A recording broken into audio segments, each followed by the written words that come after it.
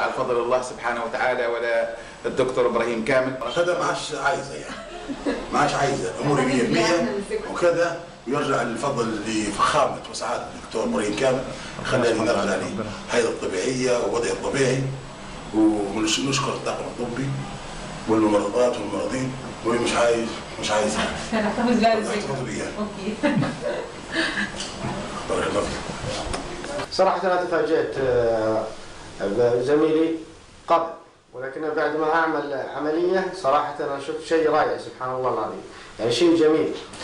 والعاملين والإخوان في العيادة الكريمة صراحة يعني مما يسعدني إني أجريت العملية في دار الجمال في المهندسين، وكانت عملية جيدة ومريحة جدا، يعني عملية يوم واحد، يعني عملية شفط دهون، والحمد لله يعني كانت عملية ممتازة. لو طلع الدهون دي كلها مني أنا حاسة بإنه أخف كتير وحتى صحية جدا، والحركة سهلة حتى بعد العملية.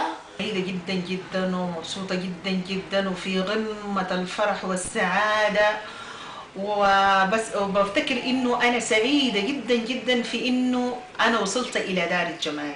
فأنا جيت دلوقتي للدكتور إبراهيم عشان يصلح لي الدكتور ده وأبوظه، وأنا بنصح أي حد عاوز يعمل حاجة تجميلية في جسمه إن هو ما يلجاش لأي دكتور ما يكونش معروف أو واثق فيه. طبعا الدكتور إبراهيم كامل إن شاء الله ربنا يوفقه يعمل لي عملية شد ترهلات واستئصال الدهون وشفط الدهون، وربنا يسهل يعني، وربنا يوفقه يا رب إن شاء الله. تو خارج من عملية من ساعة ونص، حذفنا الدهون ولله الحمد، ما توجعش بس كمية كبيرة وارتحنا منها يا لك الحمد. احنا لسه بصحة وسلامة دلوقتي، مرتاحين منها قوي والحمد لله على كل حال.